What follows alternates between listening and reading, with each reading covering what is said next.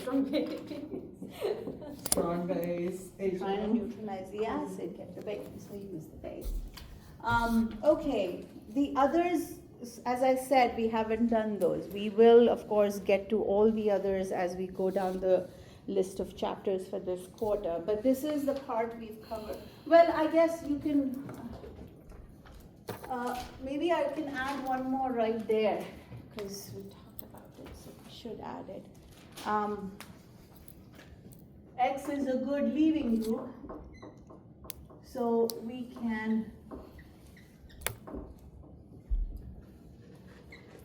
do a nucleophilic aromatic substitution, like we just saw the two mechanisms, right? If there is a electron withdrawing group on it or no electron withdrawing group, so then that goes through benzyne mechanism. If there is no electron withdrawing group, or it would go through the addition elimination mechanism if there is an electron withdrawing group on the benzene ring. So one of these mechanisms will work. Sounds okay, everybody? Yes? Questions? So this is the end of chapter, whatever the number is, I can't. 16? Okay, cool. It's we'll fill in, this one thing you can fill in more once we know more. As we cover other functional groups, we'll be able to fill those in.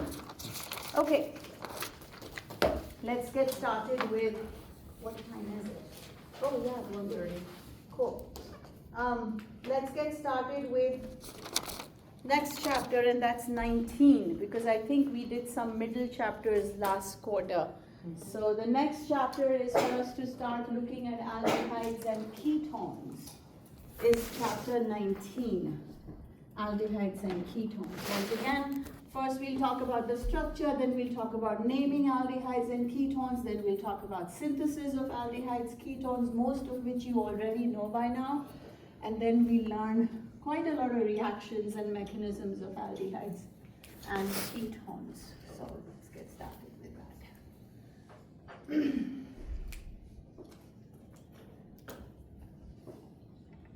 Can someone tell me what is an aldehyde?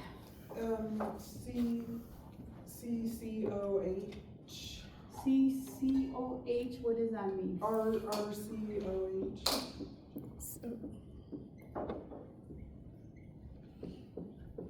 By the way, I see this, and maybe it's a muscle memory, it's a habit thing. It's probably me. It's not. I mean, yeah, sure, I can see the pronunciation, but yeah, it's just KE, not KE. Yeah, so coming back, what is aldehyde again? What were you saying, Carter? I didn't quite get that. Could you say that again, please? RCOH. RCOH. Okay, sure. This is what you mean? Yes. Sure, I'm not going to, what does that mean? What does the CO mean? C double bond O. Okay, good. So oftentimes we write it as RCHO, same thing. What is the structure of the aldehyde group? Our group is single bonded to the C. Carbon Agree? is double to the O. Do you agree? Yep. Cool. What's a ketone? RC double R. bond O R. Which R's can be the same or not be the same. Totally fine. Again, the only way the valencies will work out, the only way everything will have as many bonds as they need to have is if there were a C double bond O in there, right? Mm-hmm. This bond, this C double bond O bond is called a carbonyl group. You will probably come across this term in biology. By the way, a lot of stuff we will do for the rest of the quarter, aldehydes, ketones, acids, acid derivatives, amines, are very relevant biochemically.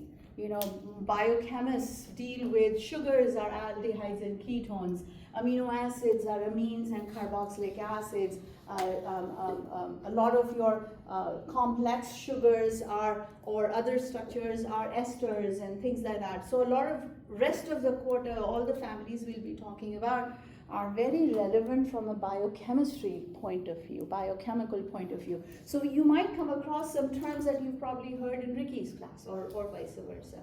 So I don't know if you use that term there, a carbonyl group. A carbonyl group is a C double bond O. I think we said that in the first quarter. Okay, so doesn't matter when, but you have, right? So the point is though, guys, this is important. It's a C double bond O for an aldehyde or ketone. A C double bond O in a carboxylic acid is not called a carbonyl group. That's called something else. We'll get to that later. So a carbonyl group is C double bond O in an aldehyde or a ketone. Now, what's the hybridization state of the carbonyl carbon? The carbon. sp2. So what should be the shape around there? What should be the shape? Trigonal planar. Absolutely. Everybody agrees? By the way, what's the hybridization state of the oxygen in the carbonyl group? sp2. As well. It's also making a pi bond. It has to be sp2. Sounds okay, everybody? Mm-hmm. One more important thing before we get into naming of aldehydes and ketones. What can you say about this C double bond O, the carbonyl group? Would you expect the C double bond O to be polar or non-polar? This bond. Polar, non-polar? Wow, I love that hesitation. Not. Do you think that? No, I don't like the hesitation. Oh. Is the bond supposed to be polar or not polar? Non-polar? Non-polar? Oh, polar. Well, okay, come on. That's not fair. You start giving me an answer, then you watch my expression, and then you change. That's not okay. Kind of polar. That's What does okay. that mean, kind of polar? Is it polar or not polar? No, just kidding. It is polar. Why polar? Go. Louder, please. Oxygen is electronegative. So, all of you are thinking inductive effect. Isn't that right? Everybody is thinking inductive effect. Oxygen is more electronegative than carbon. Yes, that's absolutely true.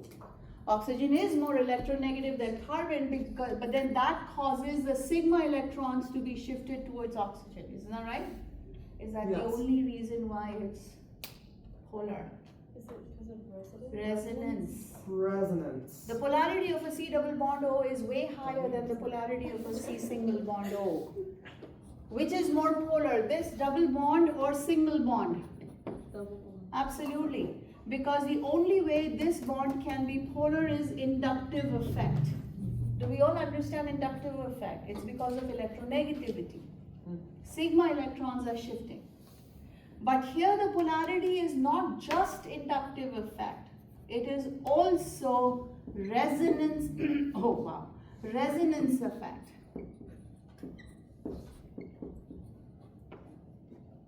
Which is stronger?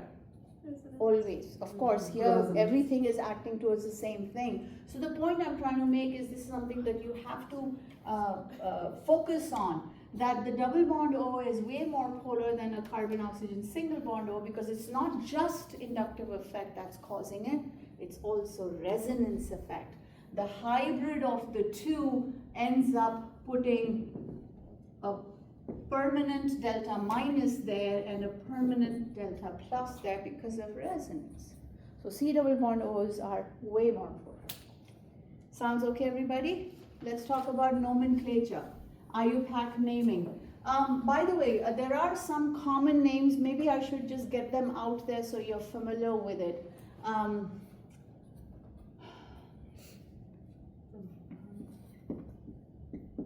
Is this an aldehyde or a ketone? Aldehyde. Of course. This common name, this is not an IUPAC name. The common name for this guy is formaldehyde.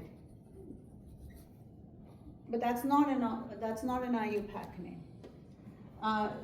Another aldehyde that you may be familiar with, the common name for this aldehyde, because it comes from acetic acid or it's related to acetic acid, so